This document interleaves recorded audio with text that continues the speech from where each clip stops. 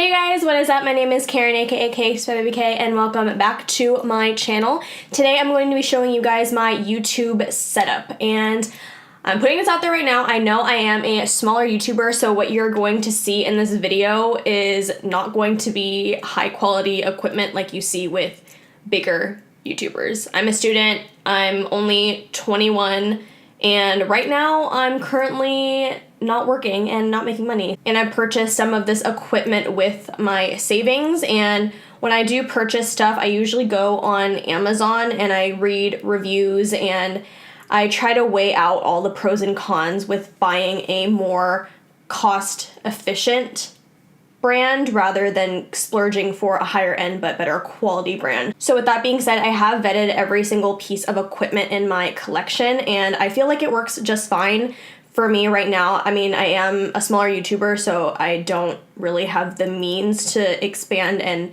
give you guys better quality, but I'm doing my best with what I've got. So if you are looking to start a YouTube channel but you don't have the full funds to do so, or if you're just balling on a budget or a student like me, I think this video is going to be really helpful for you. I'm going to link all the products down in the description box below, so that way you guys have easy access to whatever I mention. And without further ado, let's just go ahead and get started. So right now we're just entering my room. My space is pretty small. Like I said, I don't have an office space or anything. I just use my bedroom, and that doubles as a YouTube space for me. I got really lucky with this apartment because it does have nice floor to ceiling windows with blinds, and as you guys notice, I do not have a ring light. That's the one thing I'm missing from my collection. I just use my windows and I have blinds. I can kind of adjust how the lighting is going to be by twisting the blinds like to be more open or more closed. So I got really lucky with that. I haven't felt the need to buy a ring light just because right now I am on a budget. I'm not working right now, so I don't really want to spend the money to get a ring light when I absolutely don't need it per se. I know I can definitely do looks in the daytime. I just would need a ring light for when I want to create during the nighttime hours when it gets darker, and now especially with daylight savings it does get darker really quick, so I am struggling a little bit to do looks in time for you guys and to have the nice lighting, so it is a little bit more inconvenient when I don't have a ring light, but that's the last piece of my collection that I need to acquire. If you guys have any ring light recommendations, I would love if you would comment that down below. Speaking of lighting, I was looking a little washed out in the previous clip of this video, so I closed my blinds a little bit more and I look a little bit more natural, so let's just go on. As you can see, I have this big, huge backdrop behind me. This one I got on Amazon and it was around 40 bucks. It's really, really basic. I really love it because it comes with a travel bag, 2 sandbags if you are looking to use it for more than just YouTube. Sandbags are mainly used for weighing down the legs of the backdrop, which are on either side. It's what holds the backdrop up. So if you are looking to use it for like parties or any other events, you can bring the sandbags and fill it up with sand and then you can weigh it on top of the leg so it doesn't move. I do find that this backdrop is a little bit finicky in the sense that the legs are really light, so if you're trying to make the top rod longer, the legs will kind of like tip and they won't stay in place. So that's the only con that I've had with using this backdrop. Other than that, it's really easy to use. It's super beginner friendly. I will link it down below in the description box. It also comes with 3 spring clamps, which will hold the backdrop in place. I found that this isn't enough for the entirety of my backdrop, so I went ahead and bought some spring clamps from Home Depot. I got around 6, and these are about 99 cents each, so they're super inexpensive. And what I like to do is I just like to take these and clamp the sides as well, because you want to make sure that your backdrop is tight so there's no wrinkles behind you. With the black, it is a little bit more forgiving, which is why I've been using it more often. I also have other shades. I also have other colors of backdrops. This one is reversible. It does have the rose gold metallic feel on the other side when you guys saw when I came in with my camera. I also have this really nice metallic blue that I have yet to use because I don't have a video that really calls for it yet. I just got it just in case, just to have like a little variety. but this also has a reversible side. I mean, it's technically not reversible, but I just like to use the back sides of these, and it's just like a really pretty like cobalt blue color. So if I ever do like a wintry themed eye look, which I might do in the near future because it's getting close to Christmas. And keep in mind that whatever I'm showing you guys can absolutely be done in a cheaper way. Before I got this backdrop, I would sit on the floor in front of my bed with a hamper propped on my bed and a white fuzzy blanket propped over the white hamper, and that was my backdrop. I would set up my tripod on the floor and I would level it to a point where you could only see my face or my eyes, and it worked fine for like the first year that I lived in this apartment. And when I first started doing like plain backdrops, I didn't want any like scenery in the back of my pictures. So you can literally find anything that will work. When I lived in a dorm room, I used to set up a chair in front of a window, and I used that same white fuzzy blanket and I would prop it up against my bunk bed. So story time. So I used to have a bunk bed in my dorm room, which I shared with my roommate, obviously. So it would be window, bunk bed, and then the rest of the room like over here. This is like facing me, by the way. So here's the window right here. I would set up a chair next to the bunk bed, and then I would hold my blanket, or I would get something to hold my blanket on the top part of the bunk bed, which was my bed. I would literally safety pin like string to the other end of the blanket and then wrap it around something that was hanging on the wall. What? I would wrap it around the mirror that was hanging on the wall, on the other wall. So I would literally make a makeshift backdrop behind the chair just to get that direct sunlight. So I went to extreme lengths to get like a neutral backdrop, and it worked. It worked for like that whole year I was living in that dorm, which was like the way beginning of my Instagram makeup Instagram Instagram. So that just goes to show you that there are extreme lengths that you can go to get a nice backdrop. All you have to do is just find a nice light source. So if you don't have a ring light like I do, you can always just do your stuff in front of a window with natural light, which is honestly the best because you can see how everything looks in like reality, you know? Because when I was doing my makeup like with a lamp or something in a dorm, I would do my makeup, I would go outside and it would look awful. I remember I went to work one day, I put on a foundation that was way too dark, but it looked fine when I was sitting in the dorm, and when I went into my car and I pulled down the mirror, oh, you guys know what I'm talking about. Y'all know what I'm talking about. That car mirror is a tell-all book. Like, I'm serious. Like, you pull down that mirror does not lie.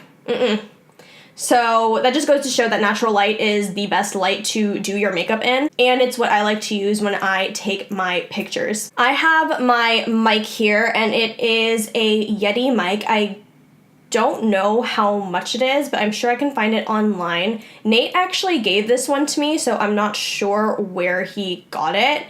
But it's a nice mic. It plugs into the USB port of my computer, and I can hook it up to GarageBand to pick up my audio, which is another thing that I would like to talk to you guys about. Is before I got that nice mic, as you see in the video clip there, I used to have this one attached to my camera. That one is the Rode Microphones Video Mic Go, and it's a lightweight on-camera microphone, so that one plugs in to my camera and it'll pick up audio that way. So this is what the box looks like. Nate actually gave this to me as well because he wasn't using it. It is really a basic mic, and I would recommend it if you're starting out on YouTube, but the thing is that it's not that great quality, so I wouldn't really recommend that to you guys. I mean, I still use it plugged in on all my videos just in case I mess up with this fancy mic and it doesn't pick up audio. Like one time I forgot to turn it on, but I still had audio because this mic picked it up. I also do have to say that both of these work better with carpeted floors. That's another aspect of audio that not a lot of people tell you. If you work on hardwood floors, it's gonna create an echo wherever you are because there's nothing to absorb that sound. I have one video, it's the Tipsy Get Ready With Me with my best friend from back home, and in that one we filmed it in my kitchen where we have hardwood floors, and I completely forgot about that aspect, and I didn't lay down like a rug or anything or like something to absorb the sound, and that video was so echoey. Like the audio was so bad, but I still decided to put it up because it's a fun video. But that's a tip to any new YouTuber out here. I'm lucky enough to have carpeted floors in my filming space, but if you don't, I would suggest getting like a big rug to absorb the sound. Okay, let's talk about my camera, which is the main thing. When I first started my channel, this was the one thing that I knew I had to invest in. And even now, Instagram and social media is building up so quickly, I feel like this camera that I have doesn't even cut it. So I'm going to put some recommendations for other cameras that I have in the description below that I know other people use and love. But I mean, I still love my camera, don't get me wrong. It has treated me well throughout the almost 3 years that I've had it. This one I got on sale. It retails for $600, I believe, and that came with the body and the lens. If you guys don't know, DSLRs usually are sold separately between the body and the lens of the camera. So I was able to get both of those for $600. It was on sale. I believe I got mine off of like the Walmart site or something. I can't remember. I went through a whole like crazy debacle trying to get this camera because I ordered it from like several different places and they would always get back to me and be like, oh, sorry, we're out of stock.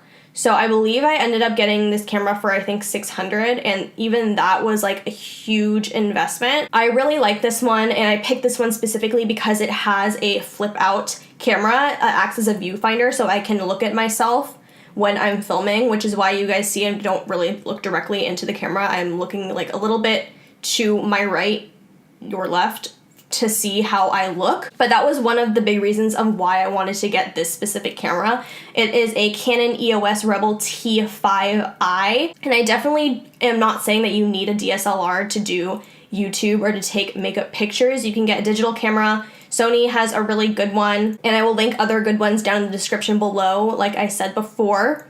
But this camera has served me well. I shoot all my pictures and I shoot all my videos on this camera. It has served me so well throughout the past couple years, and I know I will upgrade in the future, but I don't see myself doing it anytime soon just because cameras are expensive, man. And I'm not saying that you have to get a brand new camera to start a YouTube or start an Instagram account. That was an investment I knew I had to make because I really enjoy quality. I know that a lot of people do use their iPhones. Like, iPhone cameras are insanely amazing at this point. Like, portrait mode? Excuse me. Apple. First of all, how dare you? Second of all, I need it. Okay, so what's holding my camera up is a tripod. Now, I kind of was cheap when I was researching tripods. I got like literally the most basic tripod there is. It is from Amazon Basics. Yes, Amazon Basics. Again, I will link it down below. I think this tripod was like $16, but again, it has served me so well. I got this like 2 years ago, and it has the adjustable legs. So it has 3 different levels that you can make taller or shorter. Right now I have it on the shortest setting, and I prop it up. Oh my gosh. Anyway, so I have it on the shortest setting right now, and I prop it on my desk so that way I can adjust it to wherever my head level is at. It also has like this adjustable rod so you can tilt it up or down, which I think is really, really helpful. Again, it's not the best tripod ever. It's like the most basic ever, and it was $16, but it has treated me well throughout the years. So, link down below. Forgot to talk about backdrops. So right now I have these backdrops. Look at those. Muscles. Just kidding, or the lack thereof. I started lifting at the gym, and I think I'm like so strong, but I'm still a 4'10" small girl. Anyways, let's talk about the backdrops. I got mine at Joann Fabric, and I would recommend this method to you guys, but when I went to go buy these backdrops, they had really misleading signs. Either that or I'm just like stupid. They had fabrics on sale and it said $4.99 to $21.99, and I was just like, oh, it's gonna be super cheap. Wrong. Of course I had to choose like a super expensive fabric because, like you guys saw, it is very metallic and very nice. So they ended up being like $40 each because I get 2 yards every time I go. I found that 2 yards is the perfect backdrop size for it to fit the camera and still have some room left over to kind of pull it back behind the rod and clamp it so it looks nice and tight. They did end up being super, super expensive. They were $40 each, so $80 total. And that was only for 2 yards each. And I was like, oh, and I felt bad not getting them because they had already cut the fabric and they'd already rung me out to go to the final cashier. If you guys know what I'm talking about, Joann's has like a fabric station where they cut the fabric and then they give you like a little barcode so the main cashier can go scan it and check you out. They had like a 30 to 40% off sign on them or something like that, and I told the cashier, and the cashier was super nice and she was like, yeah, I can do that for you.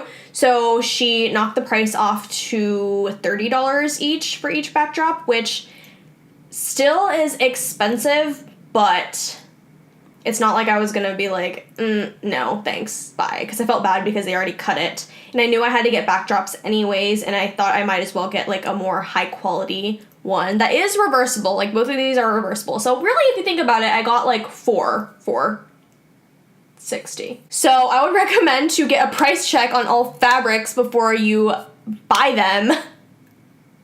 Also, way cheaper alternative, you can just get a blanket that's a solid color or pattern color even and just hang it up like I did with my hamper on my bed. You definitely do not have to go and buy a backdrop and a backdrop stand. I would also recommend going to the thrift store and getting fitted sheets. And especially if you go to the thrift store, I don't think they would be more than a couple of dollars. And I think that's pretty much all that I have for this video. I feel like I'm forgetting something, but if I am, it will still be linked down in the description box below.